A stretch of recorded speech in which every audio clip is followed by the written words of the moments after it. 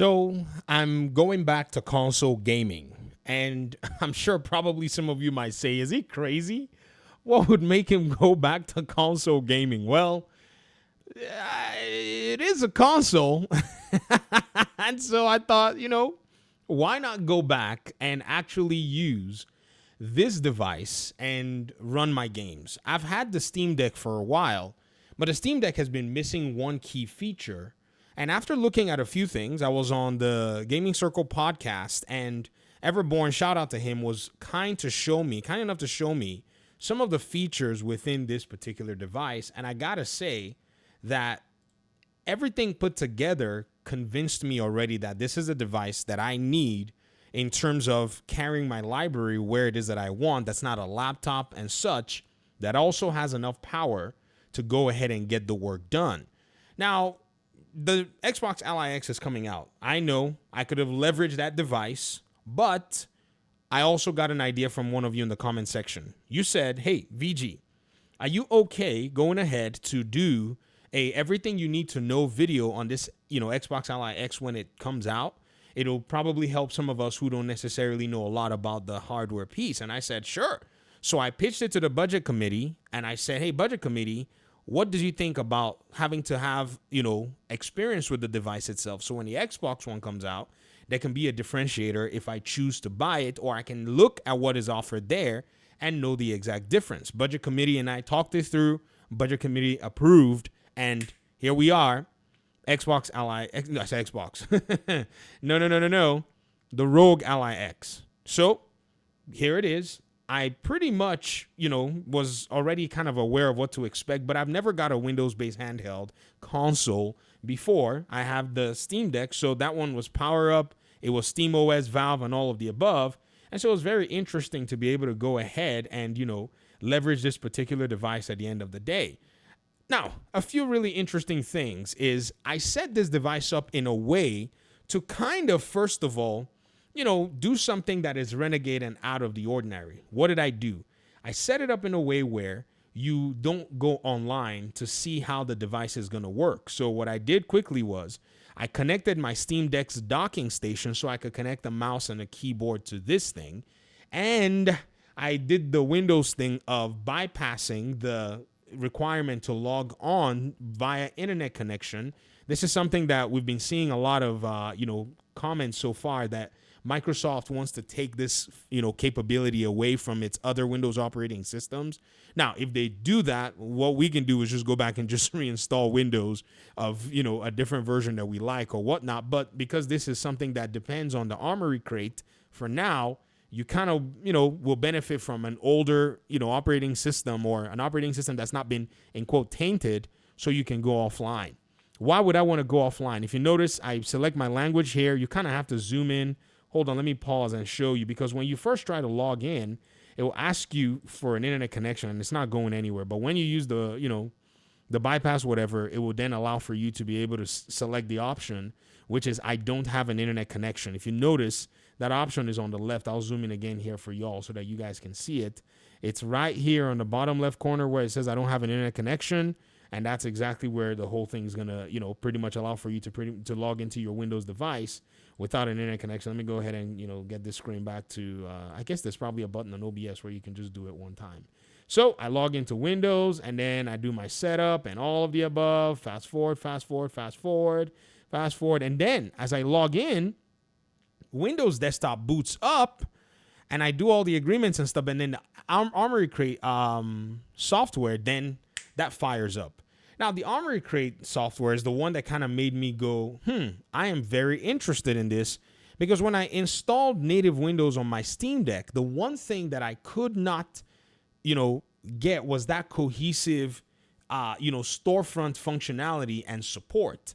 And so in doing this here, the device itself, and, and by the way, if you were wondering if I'm connected to the internet, you won't be able to see it here. But as it fired up, it took me straight to a little quick tutorial, and bam, I saw all of the different libraries.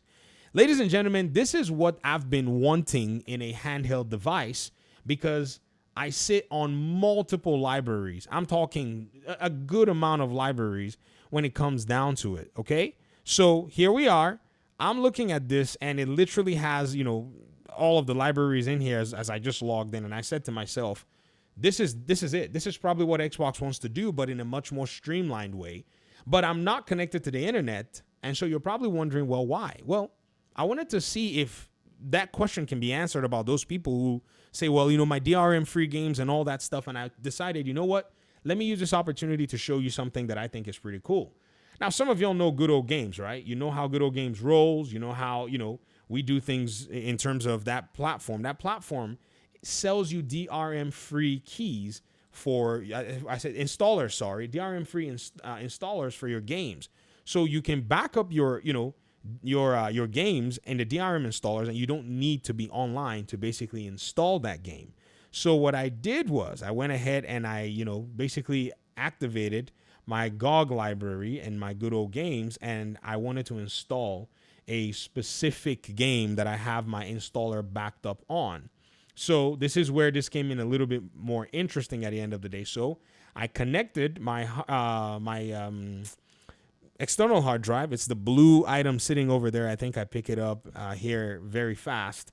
Hold on, I'm trying to fast forward through this thing real quick for you. And there it is. I pick it up, and it's holding my backup installers because that's what they are. I connect it to my docking station where I'm able to then access my files, and I'm able to go ahead and copy that file and start the installation of Batman Arkham Knight offline, right? After the installation, it took a minute. I then was able to go ahead and launch the game after the installation was complete, and it launched the game quite flawlessly. I was very surprised. Now, Arkham Knight takes a while to launch on PC. Doesn't matter if you're using I don't know what all the processes are, but it takes a while to kick off. So, it took me just the same amount of time it will take you to launch the game. Did I say Arkham City? I meant to say Arkham Knight. And so, game launches. I'm in, and yeah, we got all the little whatevers, brand new game, brand new save file, all offline.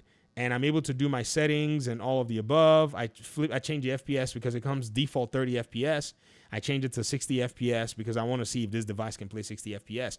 Now, keep in mind, my Steam Deck struggles to play this game at 60 FPS. I don't know if it. I haven't even played it on 30 FPS. I just said, I played it on 60 FPS. I'll just rather just play it on my PC. So you can see the game starting here, and I actually played. The rest of this recording is just the game itself, and I played about 15 or so minutes, the opening, all the way through when you get to what's her name, Poison Ivy, where she's. I mean, if you never played this game before, spoilers coming in. But I was able to get, a good playtime, and I found out that the Armory Crate, at first I was wondering, the controls seemed like they weren't mapped correctly, but Armory Crate has like a little software where you can just select. If you notice here, this on the left of the screen, you could just select. I know it's blurry. Forgive my camera work. It sucks. And you can just select and change the, button mappings to gamepad. And it just, once I did that, all the controls worked fluidly and flawlessly. And if you can play Batman Arkham Knight, you're already my friend. If you're a hardware device and you can play Batman Arkham Knight, you're my friend. Now, everybody will be like, but that's an old game. I know it can play well on potato hardware. But that's not the point. The point is I want to play the game when, where, and how I want to play the game, right? And this is one thing that a lot of these companies are recognizing now. And so there the game is. I'm playing the game, and I was able to get through the very first part and all the way through evening the odds. Where did we even the odds? Right here. Let's go. I censored that part, but I think the thing caught it with its sneakishness. And I go to Jim Gordon, I check my settings, and then I turned on my profiling, where I can see the FPS. I think I was averaging around 50 something FPS. At some parts it hit about 40 something FPS. But I think, it was using like 4 gigs of VRAM, and I think the textures were all set up super high. So I talked to Jim, then I go, to some circle where police officers are in trouble, pepper some of these guys, just teach them a little bit of a lesson. And then I get the little call to even the odds, and where is that? Where this is where he is. And it says, oh, what are you trying to do? Evening the odds. And then, evening the odds. And then it says press LB to even the odds. And you press LB, and then the odds eventually get evened out. This is one of my favorite games of all time. So just watch me narrate the whole freaking game to you if that's what you want to do today. I was really pleased. I was really impressed. I played very well, drove around the city, took out these guys over here, and then I went in to where Poison Ivy was. One of my funnest parts of the game, yeah, Batman had to roughen this guy up, the deal. And then you get to where Poison Ivy is, and that whole encounter with Poison Ivy is actually very funny because she's so snarky and smart-mouthed. It's insane how accurate the character is. And I like the breaking the glass ceiling, thing. And vam. Some guy hit me here. I don't know what I was doing, man. I was probably asleep. And you're not supposed to touch me, you unworthy fool. And so, he got a punch and he got a few punches. I should have left him till the end. Just a rule. If somebody breaks your free flow, you leave them to the end and beat on them.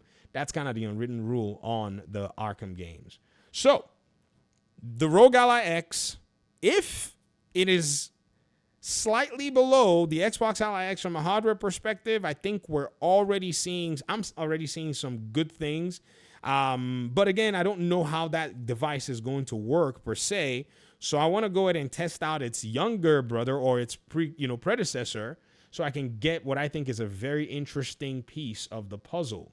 Now, many of you may be wondering, why this device itself? Well, again, like I said, when I launched it, one of the fun things that I found out was it had access to all the libraries that I have games on and possibly more. You need to understand that if you've been gaming on PC, somewhere, somehow, you're going to find yourself where you are leveraging different libraries to play your games. And all the libraries that are there, Xbox Cloud, which will come with Game Pass, Steam, EA, Ubisoft, Good Old Games. I think I saw another 2 or so. I don't know which ones those are. I didn't see Rockstar's. But I do have a lot of games, and I have games on all these libraries. Everything that comes default installed, 1, 2, 3, 4, 5, 6, yes. I have games on all of them. The Xbox Cloud is kind of arbitrary. It's just 1. So 5, I have games on all of them. And so now I can carry my games anywhere I'm going as a PC gamer. If you're an Xbox gamer, you can carry the library of games that are play anywhere with you, anywhere that you're going. Now, if they should choose to allow for you to be able to tap into natively what your Xbox console can do, then it's a whole different conversation, which is what they've said that they're going to do on their next console. Except for, I don't know if it's going to appear on the Xbox Ally X at this moment in time. So, hang in there with me. We'll walk through a lot of what this hardware piece can do. I want to go ahead and, kind of see where, possibilities are, where possibilities aren't. As a PC console gamer, I guess, what is the benefit to owning a device like this? And I haven't used the Steam Deck and had those little qualms of the Steam Deck not having access to the gaming library. It's been a very interesting piece. And, if you play on Xbox, and you could do this probably from any other device anyways, you could also go ahead and, stream your games as well. It doesn't have to be native as well. You can stream your games via your console, via console streaming and such, which that's a whole different question on its own, but that's not something a lot of people want to rely on. They'd love to play their games natively, just as I would love to play my games natively as well. This is why you see me trying to carry them across the board. All right, that's it for now. Thanks for watching. The next piece of this video, we're going to connect to the internet. We're going to connect to my libraries and and we're going to look at all the games. Okay, thanks for watching. Peace out.